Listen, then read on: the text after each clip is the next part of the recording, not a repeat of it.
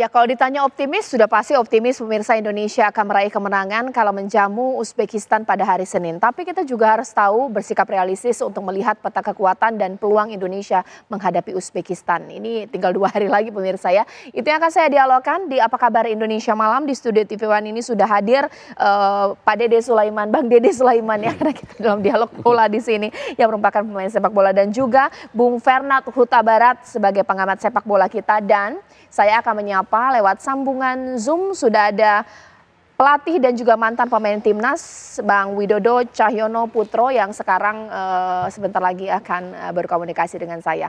Mungkin saya ingin ke Bang Dede dulu. Ini bagaimana ini? Seberapa kita harus optimis tapi seberapa kita harus realistis ini? Ini bentar lagi loh pertandingannya. Sambil saya mau cek-cek tempat nobar ini seperti apa? Oke, terima kasih Mbak Caca. Pertama-tama saya mengucapkan memberikan apresiasi selamat kepada timnas U23, mulai dari babak penyisihan sampai dengan masuk di perempat final, bahkan sudah masuk ke semifinal, itu luar biasa permainannya, sangat luar biasa. Tapi ingat bahwa yang akan dihadapi nanti adalah Uzbekistan, yang kita tahu kualitasnya sangat baik sekali. Nah, saya mengharap stop euforia, fokus untuk menghadapi Uzbekistan, seperti itu. Oke, kalau Bung Fe seperti apa? Korea Selatan ini juga cukup tangguh ya, dengan pertandingan begitu dramatis hingga laga penalti, kemudian skor 2-2. Ini kalau untuk Uzbekistan, mungkinkah lebih challenging lagi atau bagaimana, Bung? Jadi kalau saya pikir begini ya, kalau berbicara masalah unggulan, kita tahu sebenarnya yang diunggulkan untuk lolos sampai ke partai puncak itu adalah Korea dan juga tuan rumah tadinya. Betul. Sementara duanya sekarang udah gugur. Kalau kita berbicara peringkat tadi dikatakan Uzbekistan itu peringkat 60 dunia, 60-an dunia, sementara Korea itu 23 dunia peringkatnya. Jadi artinya kita udah mengalahkan tim yang lebih bagus peringkatnya dibandingkan Uzbekistan. Tapi saya setuju dikatakan tadi oleh Om Dede bahwa kita nggak boleh terlalu euforia. Karena bagaimanapun juga tim-tim underdog ini yang sangat berbahaya. Apalagi kita tahu seperti Uzbekistan, mereka bermain tanpa beban. Mereka mengalahkan tim yang juga cukup bagus, Arab Saudi ya. Dan sekarang bagaimana Indonesia tentunya melalui Coach Sintayong harus bisa mencoba meracik komposisi terbaiknya untuk bisa menghadapi Uzbekistan. Seperti kita ketahui, strike tidak bisa main. Nah sekarang siapa yang akan didorong ke depan untuk menggantikan posisi itu?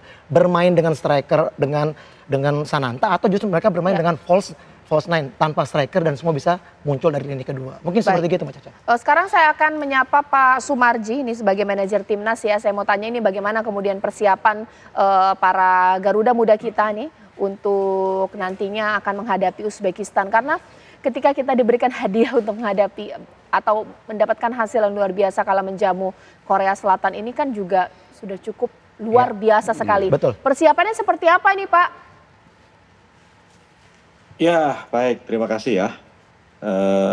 Berkaitan dengan kesiapan para pemain ya, anak-anak, sampai dengan kondisi saat sekarang ini kami yang di tim mempersiapkan itu dengan baik ya. Karena memang kan kita sudah tidak lagi bereforia lagi merayakan kemenangan, dan sejak kemarin di ruang ganti setelah kita menang lawan Korea Selatan itu semua sudah berakhir dan anak-anak semuanya sudah fokus, tim kepelatihan semua sudah fokus, jadi sudah tidak lagi membahas soal itu lagi. Sekarang yang kita persiapkan adalah menghadapi tim yang boleh dikatakan sangat kuat ya. Kita jangan salah, Uzbekistan itu tim yang sangat kuat gitu. Sehingga dengan situasi dan kondisi itu kami tentu mempersiapkan itu dengan sebaik-baiknya. Sedetail-detailnya kita persiapkan segala kemungkinan apa-apa yang harus kita perbaiki dari sisi kelemahan kita selama ini. Karena ini adalah bagian dari evaluasi yang kami lakukan di tim, dikarenakan setiap pertandingan selalu kita evaluasi, baik itu dari sisi lemah dan lebihnya. Termasuk dari kemarin kita juga langsung bisa hadir langsung menyaksikan bagaimana Uzbekistan melawan Saudi Arabia bermain. Kita juga menganalisa apa yang dilakukan, dimainkan oleh Uzbekistan, sehingga kita paling tidak sudah bisa mendapatkan gambaran seperti apa nantinya itu. Maka saat sekarang ini benar-benar kami fokus dan kami betul-betul tidak menganggap pertandingan itu biasa biasa, ini pertandingan yang sangat luar biasa karena yang kita hadapi sekali lagi ini bukan tim sembarangan gitu. Saya kira seperti itu ya yang dapat saya sampaikan di awal. Baik, Pak Sumarji, di sini kan Bung V mengatakan bahwa dalam pertandingan itu kita tidak bisa mengecilkan lawan, apalagi ketika pertandingan tersebut dilakukan tanpa beban. Nah, untuk tim Garuda Muda kita, ada tidak sih rasa beban yang berlebih? Karena kemarin itu kado luar biasa, kita menang atas Korea Selatan. Jangan-jangan takutnya menghadapi Uzbekistan, mereka punya beban yang luar biasa, Pak Sumarji. Ya itu hal realistis lah pertanyaannya ya. Yang harus diketahui bahwa kita itu di awal kan memang targetnya kita itu 8 besar. Sekarang sudah melebihi itu semua. Tentu anak-anak yang kita berikan adalah kita sampaikan dan perlu selalu diingatkan adalah jangan ada beban dikarenakan memang boleh dikatakan dari target kita sudah melampaui itu dan memang target itu sendiri anak-anak sendiri yang minta gitu ya. Di samping memang Pak Ketua Umum menyampaikan dan menanya langsung kepada para pemain maunya seperti apa dan para pemain mintanya sampai dengan final ya. Semangat itu kan tidak muncul dari kita yang nekan kan. Itu justru semangat itu muncul dari para pemain. Itu yang perlu kita apresiasi dan tentu kita akan melihat nanti seperti apa anak-anak. Tetapi kondisi real di tim itu para pemain semuanya happy gitu loh. Itu yang perlu saya sampaikan sehingga ya sepak bola itu tidak ada yang tidak mungkin, semuanya serba mungkin. Siapa ngira kita bisa ngalahin Korea Selatan gitu kan? Kita bisa coba kita evaluasi dari mainnya ya kita tahu sendiri anak-anak seperti itu sehingga semua serba mungkin dan sekarang tinggal bagaimana kita mempersiapkan itu dengan baik. Mungkin Pak Dede di sini boleh ditambahkan, sebenarnya bermain tanpa beban itu penting tidak sih? Atau mungkin jangan-jangan target atau pressure ini juga membuat semangat timnas? Oke, kalau kita melihat pertandingan saat melawan Korea, anak-anak itu tidak punya beban. Oke. Malah justru baik di dalam mental pemain-pemain itu sangat baik sekali. Karena apa? Karena dia saat lawan Australia, saat lawan Jordania itu penampilannya luar biasa. Jadi memang melawan Uzbekistan kita jangan berkecil hati.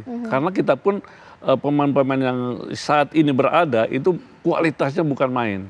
Jadi pengamatan saya selama mengikuti U23 ini di Piala ini adalah sangat-sangat baik sekali. Jadi tidak ada istilah takut lawan Uzbekistan atau lain-lain seperti itu. Bung V, adakah yang mau ditanyakan kepada ini manajer timnas bisa berbincang dengan kita di sini? Atau mungkin jangan-jangan titip pesan ini seperti apa? Iya Pak Marji, sebelumnya saya mengucapkan selamat untuk seluruh tim juga. Saya melihat memang penampilan sangat luar biasa yang Mbak Caca ya, bagaimana penampilan ketika melawan Australia, melawan Korea ini berbeda sekali ya. Saya juga sempat juga pada saat diundang di sini juga mengatakan bahwa sebenarnya keuntungan ketika kita menghadapi Korea. Karena Sintayong ini adalah orang yang juga pernah menukangi tim nasional Korea. Dan tentunya semua akar sampai apa bau-baunya dia tahu gitu. Sehingga akhirnya bagaimana sistem permainan ketika lawan Korea ini itu menarik sekali ya, Brede ya. Lawan Australia, kita pada saat kehilangan bola, kita tidak melakukan pressing di depan di area permainan lawan. Tapi mungkin Coach Sintayong tahu, jangan sampai Korea berkembang, dia langsung memberikan pressing di depan. Sehingga akhirnya Korea tidak berkembang. Nah, yang mungkin saya mau nitip tanya nih ke Pak Marji nih, Pak Marji. Apakah mungkin, pastinya pada saat break pertandingan, akan ada tuh namanya simulasi-simulasi dilakukan oleh tim nasional untuk menghadapi Uzbekistan. Karena pada saat Uzbek main kan tim pelatih kan nonton nih. Pasti akan melihat nih bagaimana kelebihan bahkan juga kekurangan dari tim Uzbek. Tapi di satu sisi pasti juga Coach Sintayong juga pasti akan mencoba memperbaiki nih bagaimana kelemahan di tim kita juga. Jangan cuma hanya melihat tim lawan begitu. Gimana Pak Marji? Bagaimana Pak Sumarji? Ya, Bung V, terima kasih ya. Waduh, ini kita nggak pernah ketemu darat, ketemunya cuma di layar kaca ya. Ya Pak Marji. Jadi gini, seperti apa yang dipertanyakan, kami sudah mempelajari itu semuanya dan itu sudah disampaikan kepada para pemain. Karena kan kita ini selalu ada yang namanya classroom dan classroom itu bisa dadakan gitu. Ketika kita melihat perkembangan yang akan kita hadapi adalah lawan yang kuat, lawan yang tangguh, dan lawan yang mempunyai banyak strategi. Nah, dari strategi itu kan semuanya kita pelajari. Dari situ kita selalu sampaikan kepada para pemain saat di classroom. Nah, setelah itu nanti kan kita praktekkan gitu. Jadi memang kondisi itulah yang dari awal Piala Asia ini ya, kita sejak di Dubai sampai dengan saat sekarang ini selalu pergunakan. Artinya apa yang dipertanyakan saya kira sudah terjawab dan tidak perlu lagi harus punya rasa khawatir. Yang penting sekarang ini saya selalu menekankan kepada para pemain dan juga mohon maaf nih para supporter yang ada di Qatar untuk tidak melakukan hal-hal yang mengganggu anak-anak, terutama ini kan berkaitan dengan ini kan euforia yang berlebihan kan nanti akan berdampak di para pemain, sehingga itu yang harus saya jaga gitu. Oke, mungkin saya juga ingin bertanya ya kepada Bung Fe sendiri ya. Sebenarnya kalau kita lihat ini, jikalau ketika mengalahkan Korea Selatan karena memang Sintayong punya pengetahuan yang cukup tentang bagaimana kemudian timnas di Korea Selatan seperti apa. Uzbek ini kan tidak ya. Apakah ini juga mengatakan bahwa ini bisa jadi catatan juga untuk Coach Sintayong? Ya betul, tadi sudah dikatakan oleh Pak Marji juga ketika pada saat Uzbekistan melawan Arab Saudi mereka semuanya menonton, artinya mereka harus melakukan evaluasi untuk mencoba meramu strategi untuk menghadapi tim Uzbekistan sendiri. Kalau kita berbicara tim Uzbekistan ini kan cara permainnya kayak tipikal Eropa ya. Mereka bermain itu cepat dengan bermain di sektor wing juga yang sangat luar biasa. Ini mungkin jadi antisipasi. Kita bermain dengan 3 pemain sejajar di belakang. Kita bermain dengan 3-4-3. Ini kejadian ketika pada saat kita kebobolan kedua ketika melawan Korea. Dimana ketika kita overconfident semua agak sedikit naik ke depan, meninggalkan 2 pemain. Ketika pada saat kiper dari Korea dapat bola hanya 1 throw, lemparan ke depan, langsung berhadapan 2 lawan 2 tuh pemain kita tuh. Walaupun memang pemain kita yang selebihnya turun transisi defense tapi terlambat karena ada finishing. Nah, menguntungkan ketika itu Koreanya kan langsung melakukan defense. Ketika udah skor 2-2, mungkin mereka yakin ya mereka akan menang di adu penalti, nyatanya kita yang lebih beruntung gitu. Nah, ini mungkin saya pikir salah satu hal mungkin yang pasti akan pelatih lakukan ketika menghadapi setiap lawan yang akan dihadapi, pastinya akan ada simulasi di latihan dan juga mencoba meracik strategi yang pas. Sesuai dengan pemain ya, yang akan siap dimainkan nanti. Pak Denny, ada tambahan tidak sih pola permainan lawan dengan gaya Eropa dengan bermain cepat ini bisa menjadi keuntungan buat kita atau justru ini jadi buntung kita, jadi harus khawatir juga atau bagaimana? Jadi pengamatan saya selama melihat permainan Uzbekistan itu dia lebih mementingkan serangan-serangan dari wing. Karena kita lihat waktu terakhir lawan Vietnam, lawan Kuwait dan lawan Arab Saudi itu gol-gol terjadi Uzbekistan itu adalah dari wing. Dari wing dan dari bola-bola serupas langsung menusuk ke gawang, ke gawang lawan. Nah untuk itu pemain-pemain kita harus waspada di situ.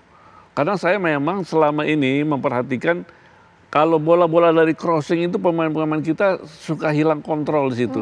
Nah ini untuk pelajaran, untuk menjadi Coach Sintayong maupun Pak Sumardi sebagai manajer itu bisa mengantisipasi seperti itu. Ya, sering kebobolan untuk bola-bola crossing ini. Pak Marji bagaimana? Ya. Terima kasih nih saran masukannya. Semua sudah terangkum dan semuanya sudah tercatat dengan baik. Sekali lagi, jadi tadi di awal saya sampaikan, Coach Sintayong ini detail sekali. Hanya sekarang tinggal bagaimana kita meyakinkan anak-anak agar supaya mau menjalankan sesuai dengan instruksi. Jangan anak-anak jalan tidak sesuai dengan instruksi. Kan selalu itu yang disampaikan Coach Sintayong. Baik. Jadi sekali lagi kalau katanya dengan soal detail sudah sangat detail. Karena saya ada di dalam, jadi saya tahu persis. Baik, Pak Marji ditahan dulu. Nanti saat lagi kita tahu bahwa ketika kita bisa mengalahkan Korea Selatan, pemain naturalisasi kita disorot. Kita tahu bahwa perjuangan ini adalah seluruh timnas Garuda Muda pemirsa. Tapi kita juga harus tahu kira-kira nanti siapa yang bisa punya peluang besar untuk mencetak gol usai jeda berikut.